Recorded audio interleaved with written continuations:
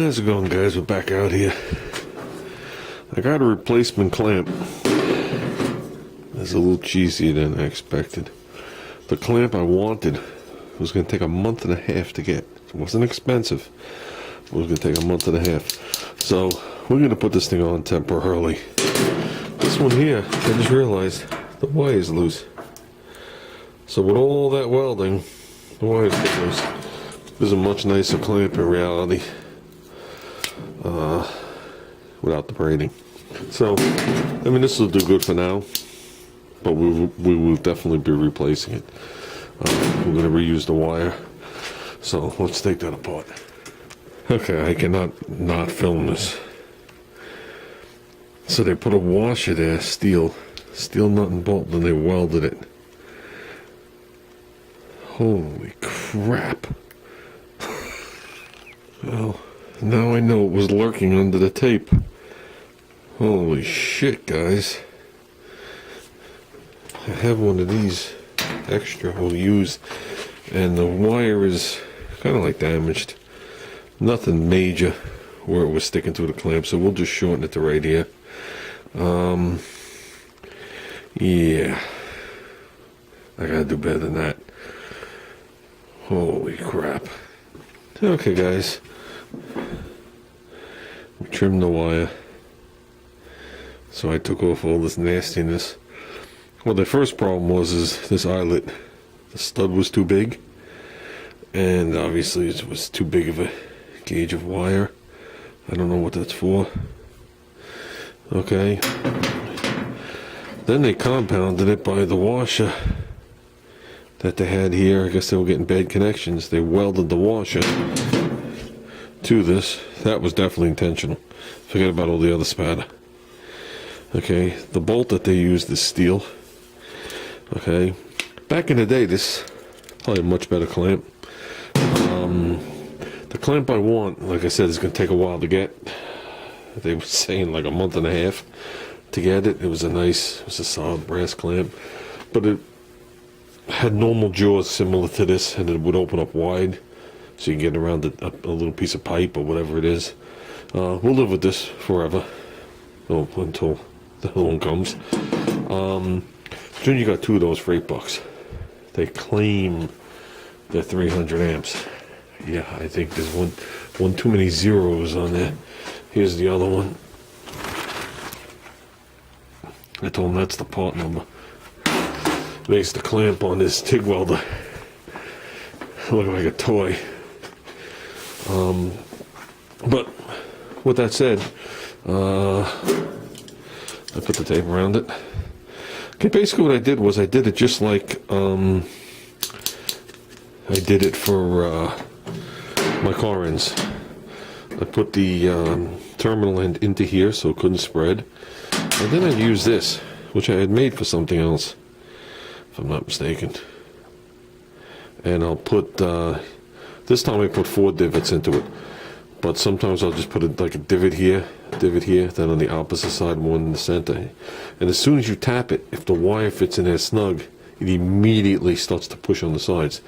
So if you go at least halfway in, you can go a decent distance before you rip that copper. And you go all the way in and all the way in, the wire is not moving. You can hang on it. So I did it in 4 spots on this one. Put some tape around it. And like I said, it has a copper band on there. So this will be fine for what I'm using it for. Eventually we'll switch it. It's a decent length wire or cable. 10 feet, I'm going to say. We're very close to it. It probably was 10 feet. Not anymore. So with that, I'm going to go in there. I'm going to switch those 2 lugs around. And maybe just blow this thing off, call it good. And that's as far as we're going to go. We're not doing any more detail work. We're just trying to make it functional. Problem is if I don't do this, I'll never do it. So I might as well do it now before I start to use it. Tomorrow I'm going to pick up some 23 thousandths wire for it. That's 30 thousandths. I have 23 thousandths rollers on there. And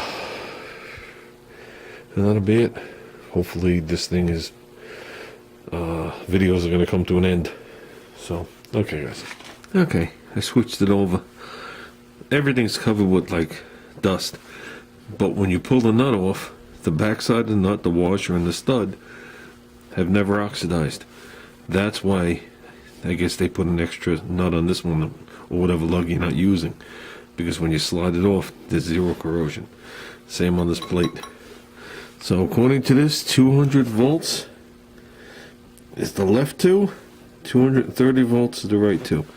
And I definitely have 230 volts in the house. I see nothing else that has to be changed. I'm going to take a look at the schematic on the other side, but as far as I know, nothing else has to be changed. There's no other positions for the wires for the switch. So that's basically all it is. It's just a massive mama switch. The switch is riveted on. So, that's basically it. We're going to give it just a quick blow job. And we're going to call it good. Actually, I'd like to plug it in first. So if any of these capacitors are going to explode, they take me out with it. What do we have? Made in the USA. I can't read Mallory. Made in the USA. Type CGS. Blah, blah, blah, blah, blah. 45 volt DC. We have 15,000 microfarads. Maximum surge 65 volts. So I have to look in the schematic to see exactly what they do and when they do it. There's a nasty wire hooked to them right now. There's some nasty big things in this thing that I definitely do not want to touch. I'll make sure the solenoid's working before I put the cover on.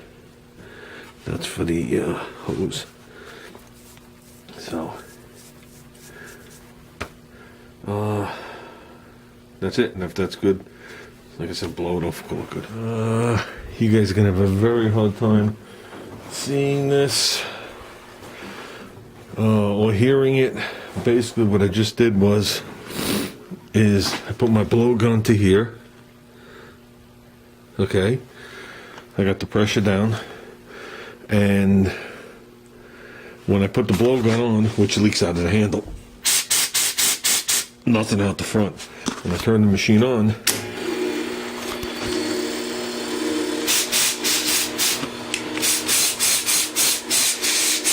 comes out where the MIG gun is, where the MIG gun attaches like it's supposed to. That's good.